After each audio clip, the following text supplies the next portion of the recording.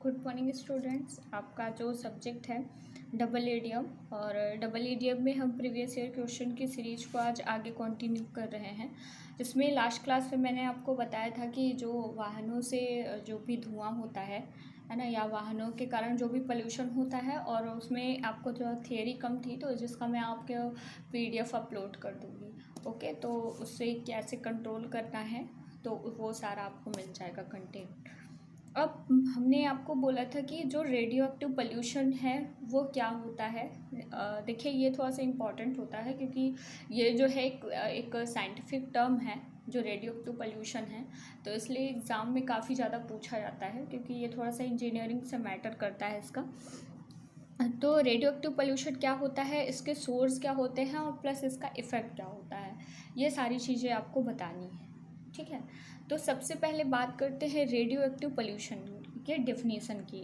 तो देखिए, जो रेडियो एक्टिव पोल्यूशन है इसको जब आपको डिफ़ाइन करना है तो आपको ये बताना है कि जैसे जो रेडियो एक्टिव पोल्यूशन, पहले क्या मटेरियल्स कौन कौन से होते हैं, मतलब रेडियो एक्टिव मटेरियल्स कौन कौन से होते हैं। जैसे आपको पता है कि यूरेनियम हो गया, थोरियम हो गया, प्लूटोनियम होता है ना। ठीक है, जैसे कि यूरेनियम भी आपको पता है 235 होता है, 238 होता है। तो इस तरीके से आप थोड़ा सा रेडियो एक्टिव मटेरियल्स के बारे में जो नाम है उनको बता दीजिएगा। ठीक है, मतलब लिख दे रहे हैं यहाँ पे, यूरेनियम हो गया, है ना, थोरियम हो गया, वो छूट जाएगा तो आप लोग कर लीजिएगा। यूरेनियम, थोरियम, रेडियम होता है और प्लूटोनियम होता है। ठीक है, इसके अलावा भी शायद होंगे, आप लोग एक बार चेक कर लीजिएगा। देखिए, तो ये सारे जो है ये हमारे रेडियो एक्टिव मटेरियल्स हैं।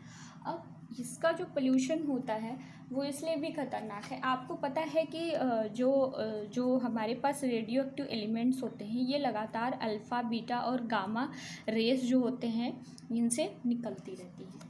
ठीक है, कौन सी? अल्फ़ा, बीटा और गामा रेज।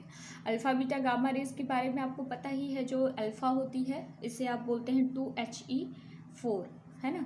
मतलब अगर एक अल्फ़ा कण निकलता है तो इस तरीके से आपको पता है इतना डिक्रीज़ होता है। अगर बीटा निकलता है तो इसमें क्या होता है, 1 का मतलब जो परमाणु भार होता है 1 इंक्रीज हो जाता है और एटॉमिक जो नंबर होता है सेम रहता है। और गामा विकिरण निकलने से कोई भी लॉस नहीं होता है। ठीक है, इससे जो भी होता है तो वो ऐसा ही रहता है, प्लस बस एनर्जी निकलती है।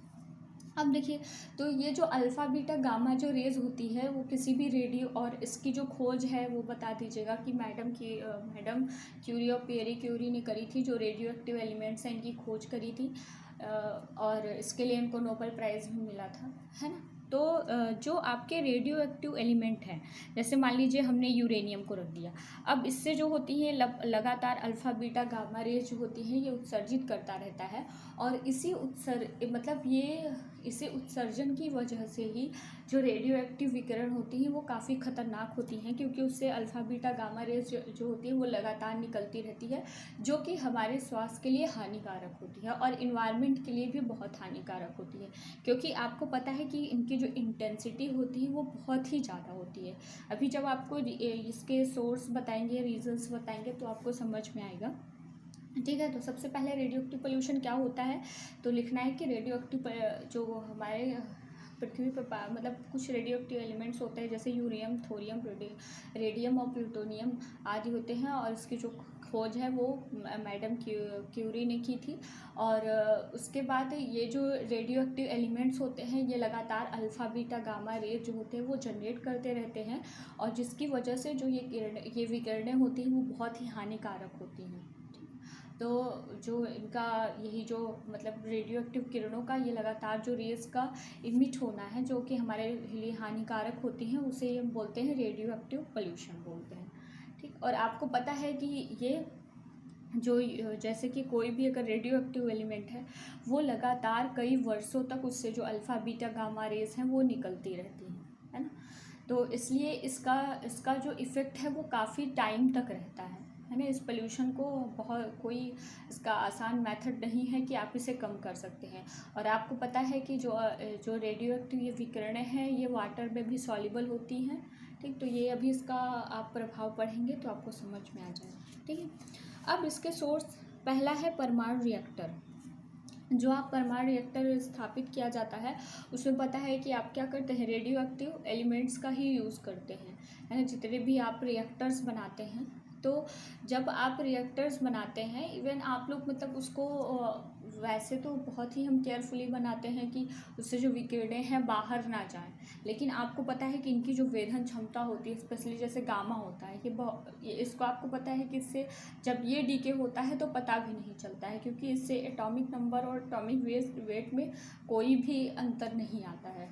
तो अगर जहाँ पे आप रिएक्टर्स स्थापित करते हैं, अगर जो इनकी विकिरणें हैं इस तरीके से जब ये अल्फ़ा बीटा गामा रेस को रिलीज़ करते रहते हैं, तो अगर वो इसलिए एक्टिव फॉर्म में जब भी आप टेस्टिंग करते हैं रिएक्टर्स में, तो ये जो ऐसी विकिरणें होती हैं वो इन्वायरमेंट में फैल जाती हैं, ठीक है।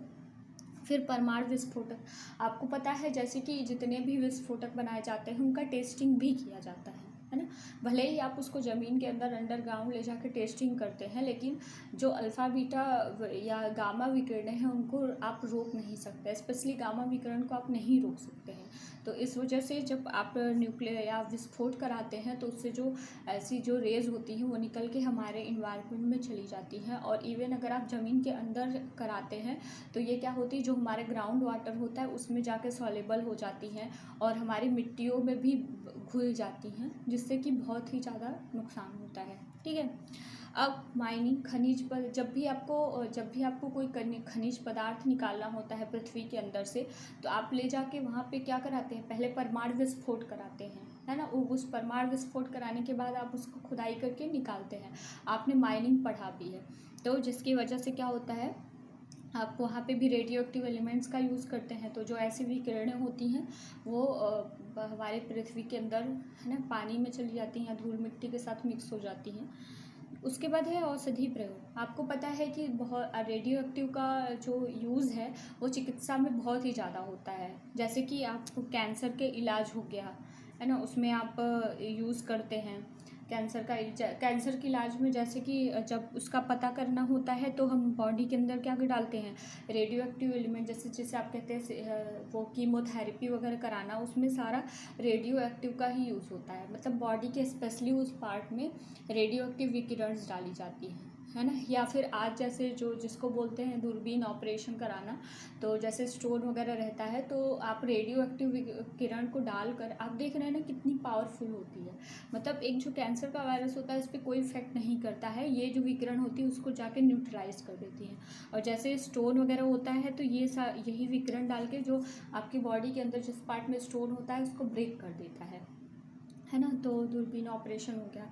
इसके अलावा जो भी आप एक्सरेज वगैरह करते हैं तो आपकी बॉडी में यही विकिरण डाले जाते हैं, जिसकी वजह से आपके उस बॉडी के उस पार्ट का मतलब आप क्या लेते हैं, एक्सरे ले लेते हैं, ठीक है। तो आप लगातार अगर मतलब आपको पता है कि इससे जो भी विकिरण है वो लगातार जनरेट होती रहती हैं, लेकिन अगर आप इसे फिर भी डेली यूज़ में लेते हैं तो मतलब आप उससे प्रोटेक्शन कर सकते हैं, लेकिन इनके जो विकिरण लॉसेस हैं उसे आप रोक नहीं सकते हैं, ठीक। तो इनका यूज़ में लाना बहुत ही खतरनाक होता है। उसके बाद है जो रेडियो एक्टिव अपशिष्ट, मतलब जितने भी आपके साइंटिफिक रिसर्च वगैरह होते हैं, इनके जो कचरे होते हैं उनमें आपको पता है कि सबसे ज़्यादा जो रेडियो एक्टिव एलिमेंट्स का ही प्रयोग किया जाता है, चाहे वो नाभिक रिएक्टर हो, विस्फोटक वगैरह हो, जितने भी आपके रिसर्च संबंधित वर्क होते हैं DRDO इसरो वगैरह के, तो उनके जो भी डस्ट होते हैं उसमें इनके जो पार्टिकल्स होते हैं वो खुले रहते हैं और उन्हें ऐसे ही खुले में फेंक देने से उनके जो विकिरण है वो उस इन्वायरमेंट में फैल जाते हैं, ठीक है। तो ये है इसके सारे सोर्स हैं।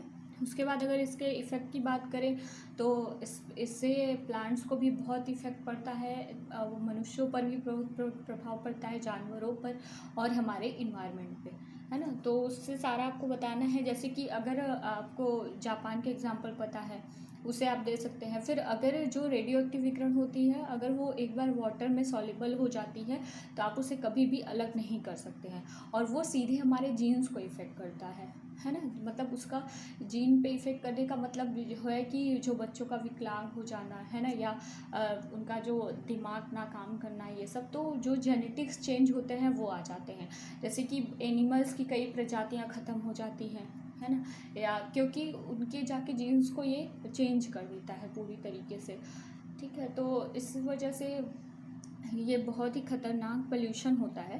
ठीक, और बाकी क्लास में इस पे मैंने बताया ही था, बस मैं यहाँ पे रिवीजन ही करा रही थी। ठीक है, ओके, थैंक यू।